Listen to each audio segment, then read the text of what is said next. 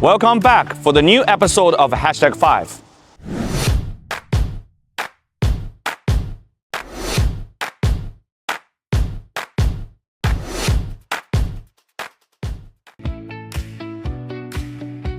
Now let's talk about the G6 from Xpeng, the Chinese version of Tesla.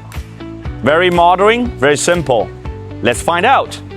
Now we're at the front of the G6 from Xpeng. If the BYD's design is the transaction from petrol vehicle to EV, and this should be entirely new design exclusively for EV. The reason is so futuristic to the level I really need to stop and think about it. Why? But as you can see, run through front grille lights with signal lights, daytime running lights. And also assembly headlights is underneath along with the LiDAR. So this is not traditional petrol vehicle would do. And moving towards the side, the sign of the EV from the full cover rims, hidden door, flush door handle, just like the Tesla. And the rear part of the design, even though the whole shape is the slope.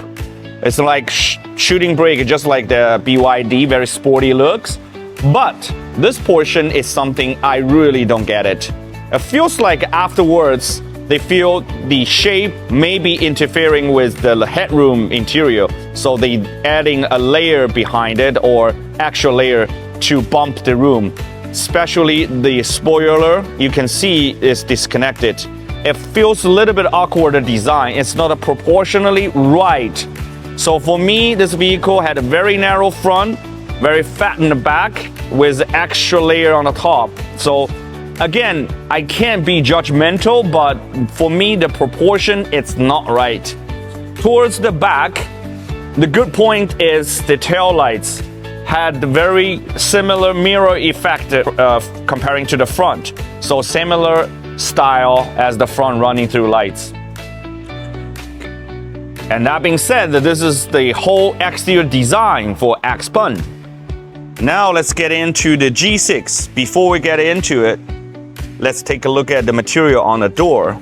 Soft rubber, leather, plastic, and a material suede, just like the Tesla has.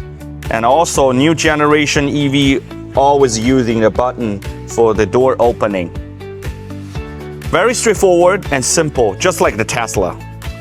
Now, while I'm at the driver's side, you can clearly see the center dashboard cluster is well built.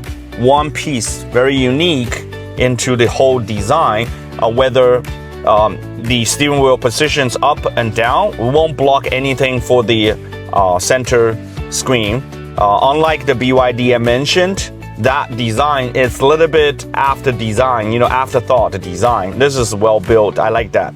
And the steering wheel are rather unique for, again, new EV or new generation EV are using those two-spoke steering wheel. Upper portion is bigger, the bottom portion is smaller, and very simple multi-function buttons on both sides. You can using, both hand and thumbs. Okay, moving to the middle.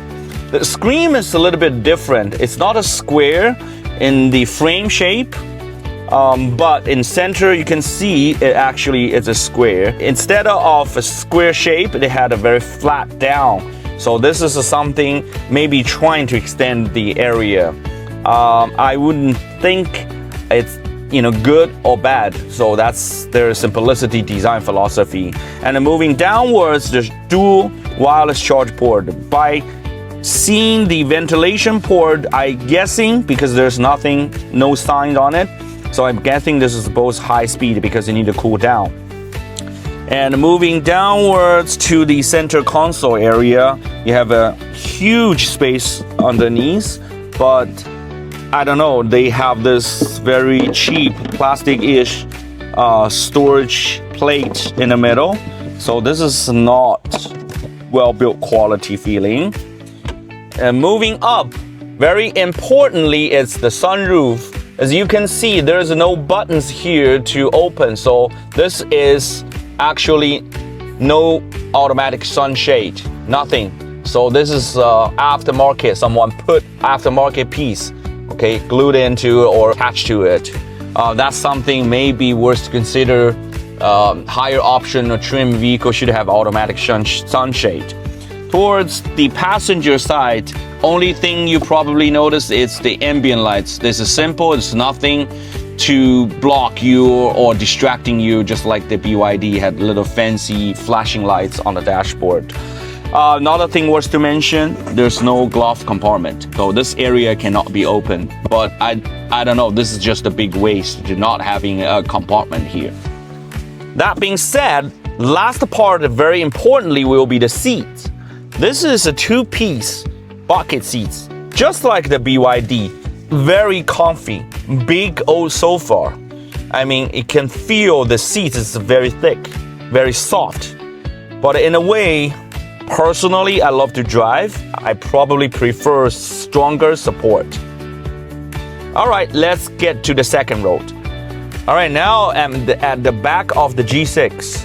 So now the first thing, again, for the headroom, I think you instantly notice the headroom is a lot bigger than the BYD, because that design extra piece I mentioned while we're demonstrating the exterior, I think that extra piece made a huge difference. So I'm happy with the headroom. Moving towards the reading lights, very traditional reading lights within the head rack. So these lights is traditionally on and off. There's nothing dim or nothing function like that. So traditional reading lights. Moving downwards, that's something I want to mention. As you can see, the legroom, it's not so much as a BYD, not even mentioned to our #5. So this is a little bit, unexpected short distance. And also in the middle here, there's nothing to play around, no buttons, which is good. But when we're finding the charging port with limited light sources, just like now, you have to using a finger to find out whether there is Type-C charge port. So why not just put the lights around it to give me a guidance? So that's something not premium at all. Moving up, the seats. Finally, we have one vehicle have the backrest that can be recline and recline, but it's manually operation. Let me show you on this side. So follow my finger here. You can see there's a lever, manual lever. You can pull, so the backrest can be adjusted.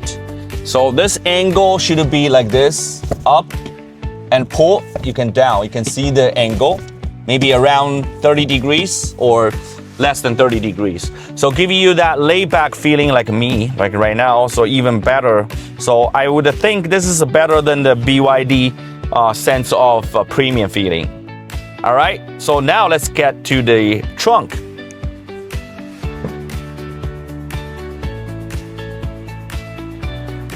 Ta-da! The trunk of the G6, I would say it's fairly big as well, comparing to BYD. Little bit smaller with the depth, but higher with the vertical entrance. And I think the trunk space is so big, it's because partially compromised the leg room, for my understanding. And for me, this is a really good space as well. But if it's me, I would choose the leg room versus the trunk room. So I imagine there's also spare space underneath the cardboard here. That being said, this is the trunk of the G6. Before we're moving away from the G6, I have to mention a couple highlights. First, the privacy glass on the rear side. For export globally, G6 will not offering global market with the privacy glass. And also, notice the rear glass, even though we have the frameless door, it only offering a single layer of the glass. Single layer. You know, the front is double layer. But comparing to the #5, the dual layer are unique.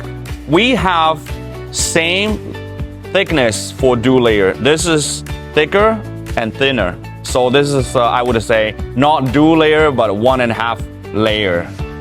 Okay, as reminder for frameless door to maintain high level of NVH, dual layer glass is very important element. Also, one more thing, the rear side of the body structure are one piece stamped, very strong, just like the Tesla. But the downside of this is, once there is an accident, the repairing cost could be significant. That is all for the G6.